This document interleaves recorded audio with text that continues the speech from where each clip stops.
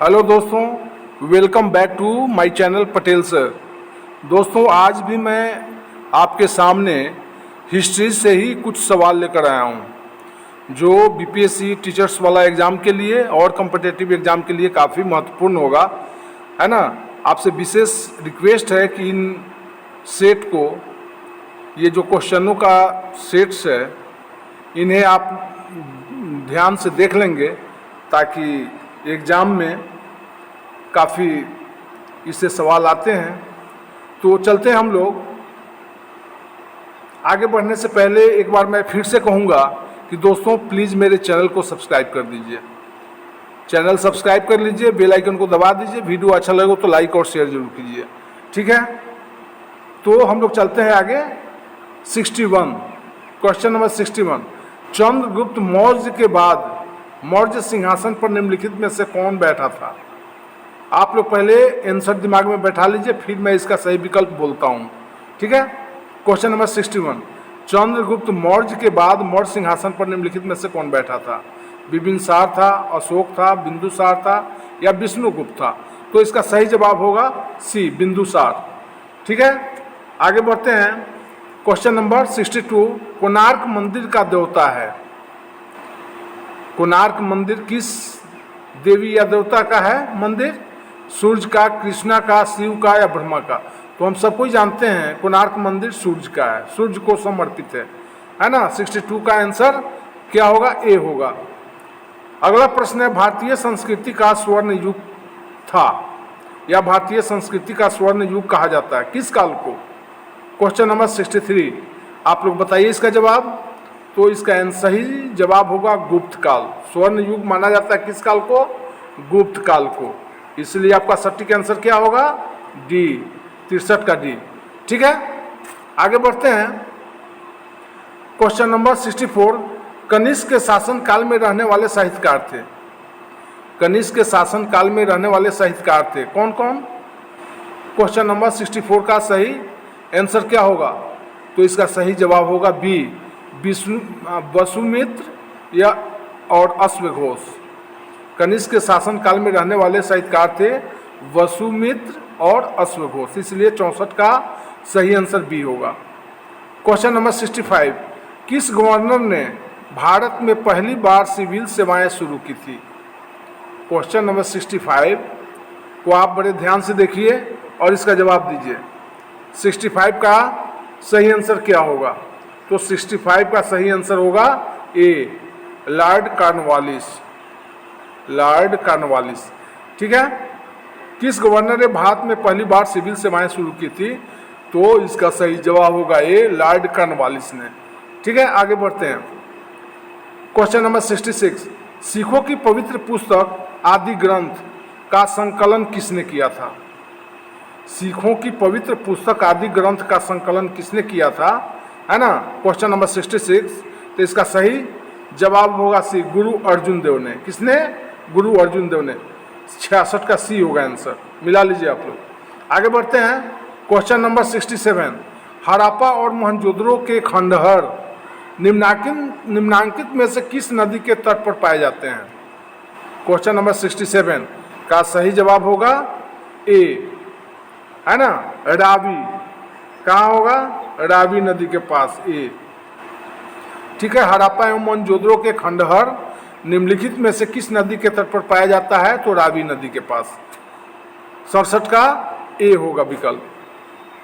Question number 68, निम्नलिखित में से वह शासक कौन था जो विक्रमादित्य के नाम से भी जाना जाता था, है ना। विक्रमादित्य के नाम से जाना जाता था कौन। तो आपका सही विकल्प होगा डी, चंद्रगुप्त द्वितीय। क्वेश्चन नंबर 68 का डी होगा, ठीक है। आगे बढ़ते हैं। मराठा साम्राज्य का दूसरा संस्थापक किसे कहा जाता है। मराठा साम्राज्य का दूसरा संस्थापक किसे कहा जाता है। क्वेश्चन नंबर 69, इसका सही जवाब क्या होगा। इसका सही जवाब होगा आपको बी, कुतुबुद्दीन ऐबक, है ना। सॉरी, बी में बालाजी विश्वनाथ है। मराठा साम्राज्य का दूसरा संस्थापक किसे कहा जाता है, बालाजी विश्वनाथ को। क्वेश्चन नंबर 69 का होगा आपको सही answer B. Question number 70, Tarain की दूसरी लड़ाई में पृथ्वीराज को किसने पराजित किया था? तराइन की दूसरी लड़ाई में पृथ्वीराज को किसने पराजित किया था, है ना? तो इसका सही जवाब होगा सी, मोहम्मद गोरी ने। किसने किया था? मोहम्मद गोरी ने। ये सी होगा आंसर 70 का। आगे बढ़ते हैं। शिवाजी के राज्य की राजधानी कहाँ थी? शिवाजी के राज्य की राजधानी कहाँ थी?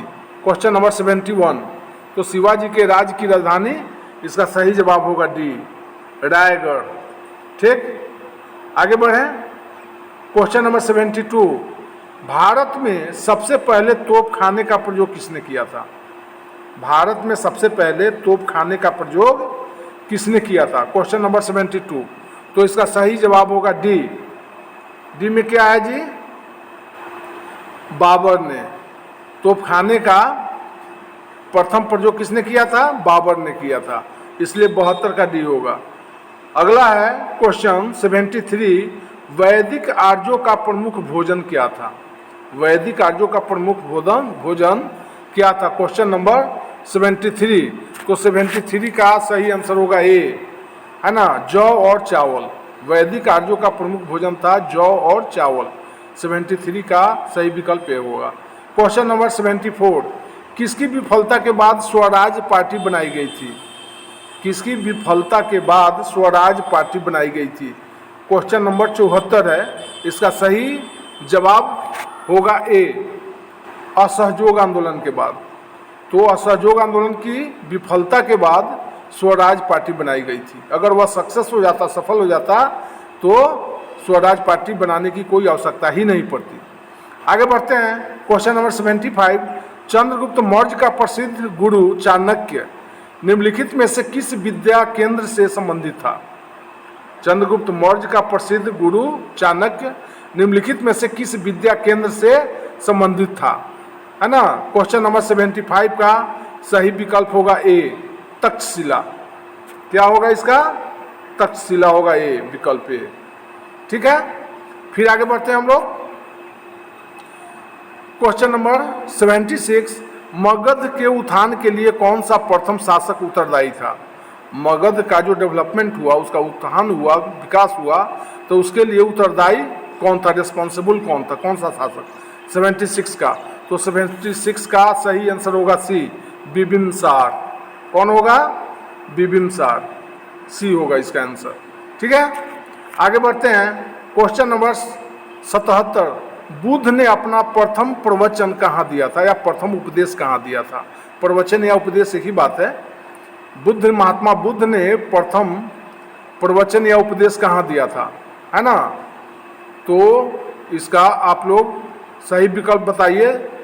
इसका सही विकल्प होगा सारनाथ में। बुद्ध ने अपना प्रथम उपदेश सारनाथ में दिया था। 77 का बी होगा।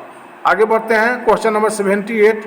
वैदिक युग में राजा अपनी जनता से जो कर वसूल करते थे उसे क्या कहते थे? वैदिक युग में राजा अपनी जनता से जो कर लेते थे उसे क्या कहते थे? 78। तो 78 का सही विकल्प होगा ए, बलि कहते थे। क्या कहते थे? बलि। राजा जो अपनी प्रजा से कर लेते थे उसको हम बलि कहते थे। ठीक है, 78 का ये होगा सही विकल्प। आगे बढ़ते हैं। गुप्त काल में किस धातु के सर्वाधिक सिक्के जारी किए गए?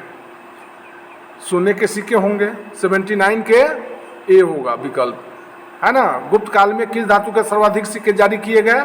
तो सोना के। 79 का ए होगा। आगे बढ़ते हैं। Question number 80। Indian national Congress का पहला अधिवेशन कहाँ आयोजित हुआ?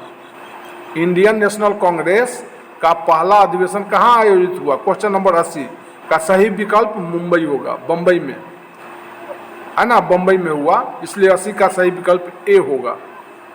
आगे बढ़ते हैं। Question number 81। अधिकांश चोलकालीन मंदिर किस देवी देवता को समर्पित है? अधिकांश चोलकालीन मंदिर किस देवी देवता को समर्पित है? Question number 81।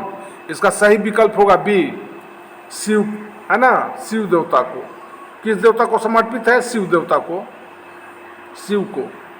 अगला प्रश्न है क्वेश्चन नंबर 82। गुजरात में साबरमती आश्रम की स्थापना गांधी जी ने किस वर्ष की थी? बड़ा इंपॉर्टेंट सवाल है ये भाई, ये तो बहुत इंपॉर्टेंट सवाल है।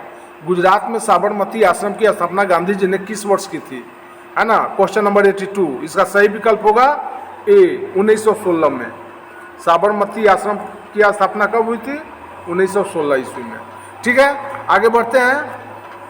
क्वेश्चन नंबर 83, चरक किस राजा के दरबार में प्रसिद्ध चिकित्सक थे। चरक किस राजा के दरबार में प्रसिद्ध चिकित्सक थे। क्वेश्चन नंबर 83 का सही विकल्प होगा कनिष्क, डी। आंसर आपका होगा डी, कनिष्क। ठीक है, आगे बढ़ते हैं। क्वेश्चन नंबर 84, मंगल पांडे ने 1857 के विद्रोह की पहली गोली चलाई थी। कहाँ चलाई थी मंगल पांडे ने 1857 के विद्रोह की पहली गोली कहाँ चलाई थी। तो 84 का सही विकल्प ए होगा, है ना, बैरकपुर में। कहाँ, बैरकपुर में। ठीक है, 84 का होगा बैरकपुर, ये होगा। आगे बढ़ते हैं। क्वेश्चन नंबर 85, चौरी चौरा कांड के बाद गांधी जी ने स्थगित कर दिया। चौरी चौरा कांड जो हुआ उसके बाद गांधी जी ने कौन सा आंदोलन स्थगित किया। क्वेश्चन नंबर 85 का सही विकल्प आप लोग पहले चुन लीजिए, उसके बाद हम बताते हैं। तो इसका सही विकल्प होगा सी, असहयोग आंदोलन। चौरी चौरा कांड के बाद गांधी जी ने असहयोग आंदोलन को स्थगित कर दिया, बंद कर दिया, रोक दिया। ठीक है, आगे बढ़ते हैं। हड़प्पा किस नदी के किनारे पर स्थित है। हड़प्पा किस नदी के किनारे पर स्थित है।